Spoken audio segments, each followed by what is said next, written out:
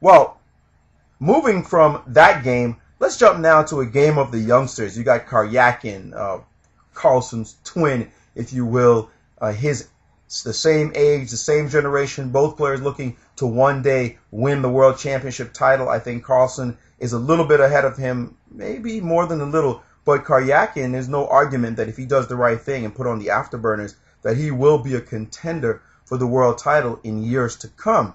But even younger is this kid, Anish Giri from Holland. I mean, wow, what a talent he is. Very creative, totally impassioned by chess. I love reading his articles on chessbase.com. He's always very entertaining to read and look at some of his brash comments, if you will. This game, he had the white pieces against Karjakin, and Karjakin rates him by almost 100 rating points. And at that level, 100 rating points is like, it's like 200-300 rating points. However, Giri is not afraid. I mean, you could tell that he, in my opinion, he's got what it takes. I don't know what you guys think about him, but I think he's got what it takes to be a contender as well. Just by his brashness, just by the fact that he believes in himself.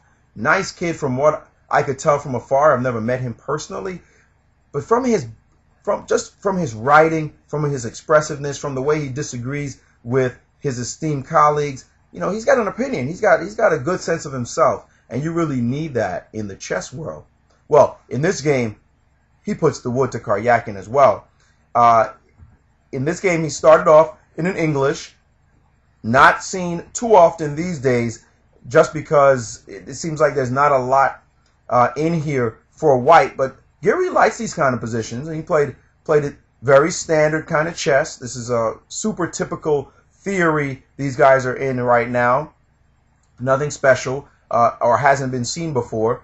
And now this exchange on d5, creating weaknesses in black's position. You can see that this pawn on c7 is tender.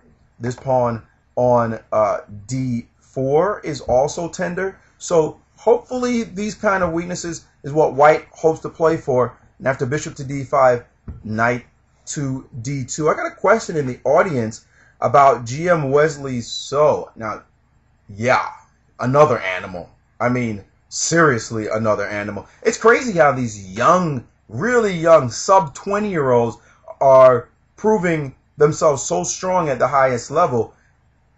It's the age of the internet, folks, right? Back when I was a youth, the old horse says, man, we didn't have computers. We had computers, but the internet, databases, chess-based.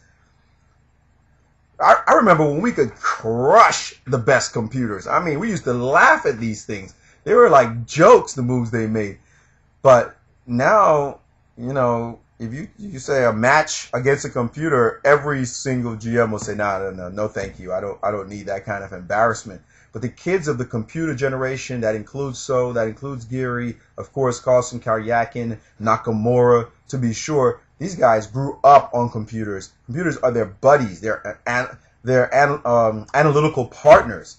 So they just get much stronger that much quicker by being able to use databases, by being able to play online whenever they like.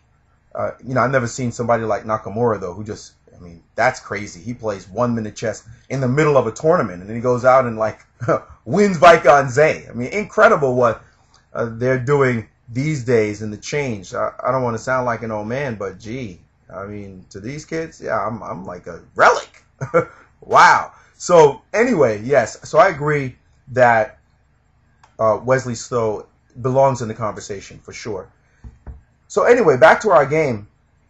And then move c5 now, trying to resolve this problem of the pawn on c7, which I think white really was happy to see this exchange, as it now created a little weakness in black's camp on the c6 square.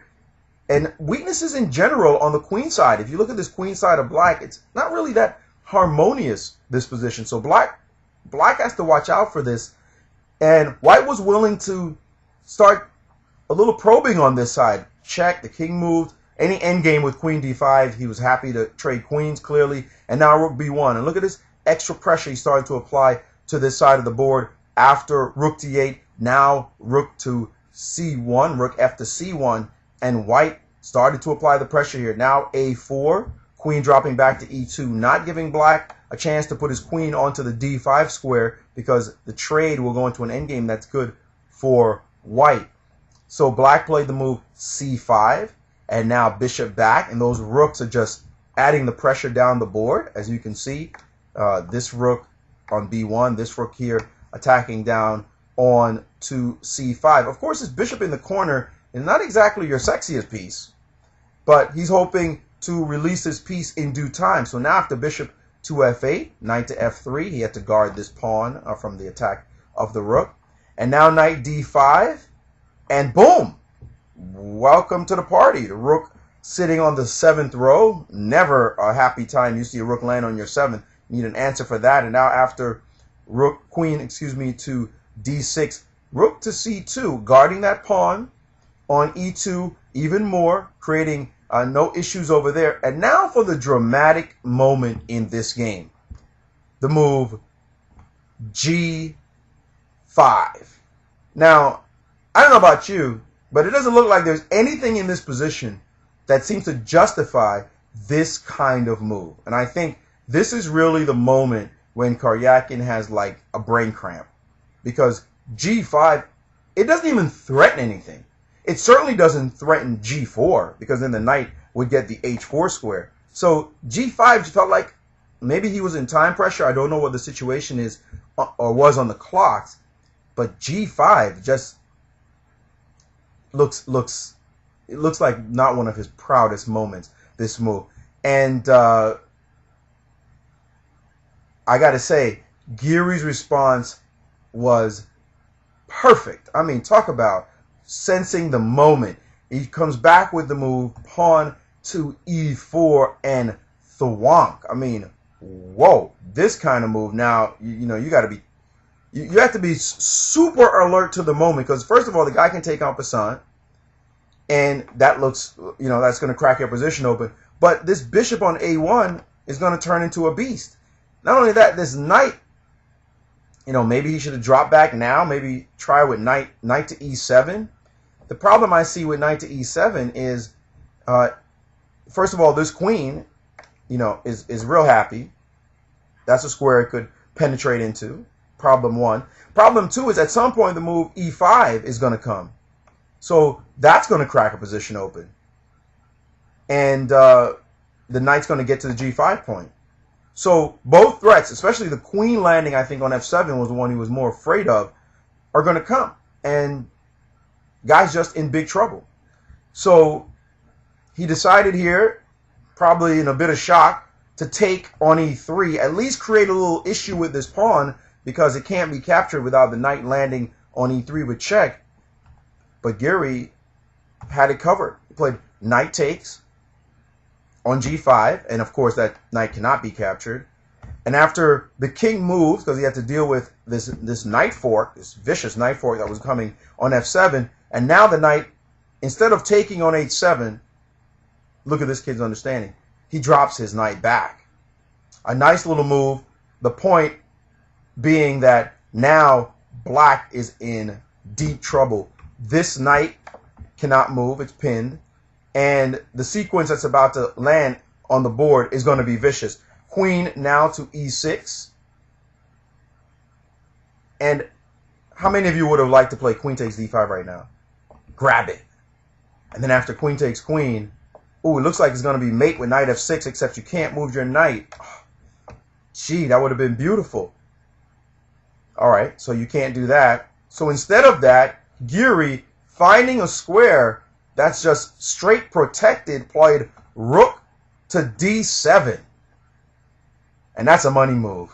That's a move of a serious 2600, 2700 young talent, leaving his piece hanging on d7 to set up the whole tactic. And now it's all she wrote, folks. This game is done.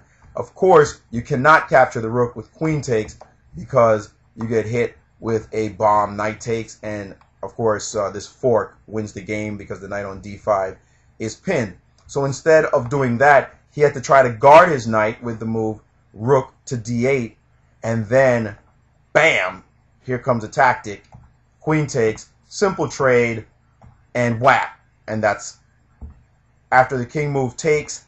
And now a nice little try at the very end, but bishop to c3, push, takes, takes, and then the final point of everything to munch on all these pawns. Already up 2 pawns, another pawn on a4 about to drop, and then the c5 pawn in big trouble. Too many pawns down, nothing to play for, and Karjakin resigned. This was a sterling game by Giri. I mean, I must admit that the moment Karjakin played the move g5, he was done. But you gotta love the way that game ended. e4, opening up lines, then the capture on g5, dropping the knight back, rook d7, bam, bam, bam. How many of you found that move right away? Excuse me. That's some good chess. I have to share the opinion with you that I think that rapid chess, if we could do this right, this would be the real way to put chess on television around the world. I mean, especially here in the United States, it's like a desert for chess here. We got this big country, very wealthy country. You would think that there'd be more chess players here and big chess fans.